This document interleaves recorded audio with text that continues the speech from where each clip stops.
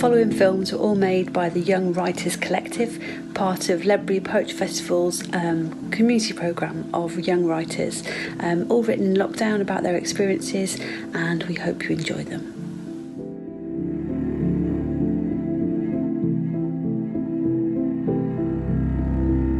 This is my poem called Visitors Sprinkled Sadness. The days I long for are when they visit.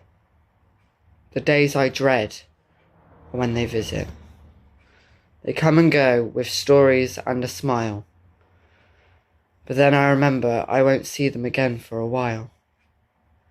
The joy I feel when they arrive with flowers or a birthday card. Then every time they say goodbye, leaves me scarred. Maybe I should just give up and stay in my own little bubble and not let anyone in emotionally, then keep feeling sad and left by the ones I love. They make me happy, but I then feel sad. This isn't right. To have visitors, I should be glad. If this is to last, I don't want to see them. Everything is fine until they say goodbye. Words unspoken. He sits by the window, looking out. The dark road before him stretching for miles. Left alone with all his doubt. Nobody can see past his smiles. His friends think he's okay, but they don't see him every night. Hoping and wishing it would all go away.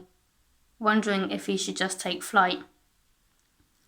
He looks up, hearing gravel crunch beneath feet. He sees his best friend. His ribs threaten to crumble from his pounding heartbeat. Already he wants the night to end. Pushing away from the window, he goes into the front room. This man, his best friend, doesn't even know about all of his doom and gloom.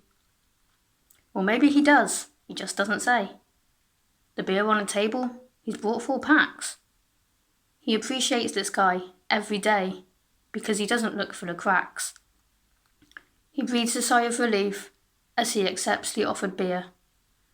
How much he needs his best friend is beyond belief, but he wouldn't trade him for anything. That much is crystal clear. This is my poem and it's called Nobody Comes Round Here No More. When the sun rises to say hello, it will be the only comfort I'm given today. When will they arrive? When did they leave? They are the family I haven't seen. When the mirror reminds me to smile, I have no reason to. Why should I? Who cares? Loneliness is my only emotion. When there's a knock on my door, a carer walks in to help me get ready for the day. How can I ever be ready? What even is the date? I long for things to be normal again, although I can't remember what normal is. When they used to visit, we would talk about the old times and their current dramas. How have you been? Any news? One of the only things I remember now is my name. When I'm told it's okay not to feel okay, they can't understand the way I feel. Why is there nobody? When will this end? I just wait for the sun to eventually set. Smiles. 6 years old, 2 silk ribbons, a pair of warm mittens, red cheeks, my nose leaks.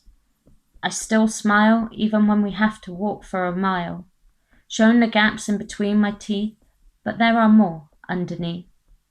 Mirror, am I pretty yet? 11 years old, hair up tight, so it doesn't mess up at night. Trying to keep it tame because this picture will be going into a frame. Showing my chubby face, I feel so out of place. With a crooked smile, this picture will be on file. Mirror, am I pretty yet? 15 years old, my hair straight, but I don't feel that great. Eyeliner running, when will I look stunning? More weight gained, now my face is tear stained. With a broken smile, I want to hide for a while. Mirror, am I pretty yet? 18 years old, messy hair.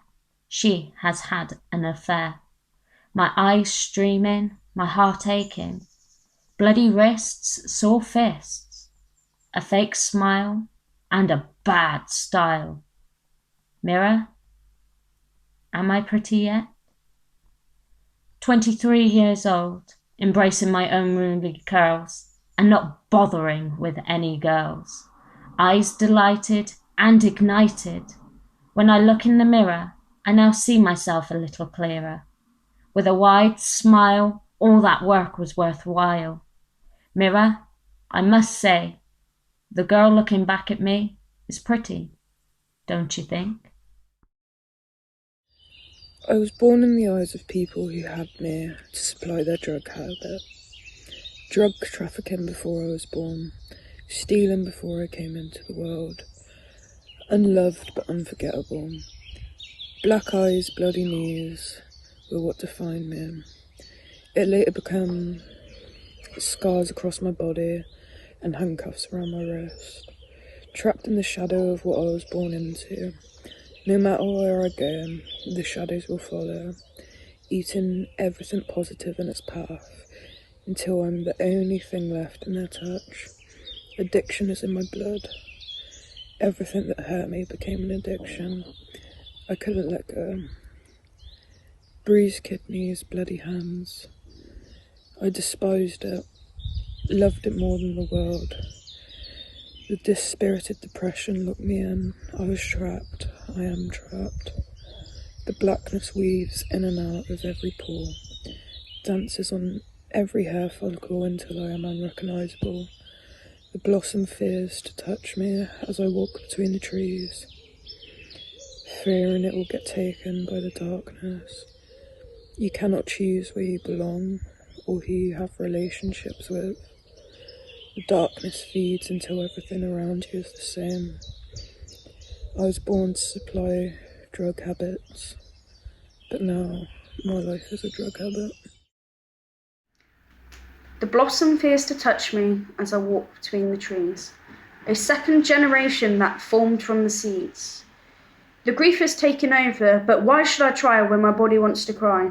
I am the second generation that formed from the seeds that should have begun to flourish at the start of spring. Spring slowly turned into summer, but one bloom in that blossom tree didn't open this year. And now the blossom fears to touch me as I walk between the trees. The roots of the blossom tree grew before my generation that seemed the last bloom of the blossom this year, at the start of spring. Now the heavens have opened and we all heard that bell ring. One blossom bloom bud did not fully flourish this year. So is it I who is scared of the blossom to touch me as I walk between the tree, because my roots are still growing? But give me the time and I will blossom and produce the third generation seeds. But until then, the blossom fears to touch me as I walk between the trees. No one comes around here no more. The smack and crunch of broken bottle. Fist fight Friday night, full throttle. Falls on deaf ears, your worst fears. The police turn a blind eye for. No one comes around here no more. Stumble streets, missing teeth. Your smile's all been boarded up. Jaw clenched tight, squatters' rights. Next door refusing to shut up. Text your landlord, he knows the score. But he never comes around here no more. Bleary-eyed bus ride, you've got me, it's a fair cop. Tickets please, fingers freeze. Could you drop me at the next stop? Are you sure? It's just, no one comes around here no more. No one comes around here no more. See it smeared on a pub toilet wall. Leant forward, flat palm, no lock on the door. At the bar, I'll get this one, you call. To the empty room. Bell rung too soon. The landlady just mopping the floor. Gives a shrug as if to say, no one comes around here no more. Our ignorance to the world outside this city.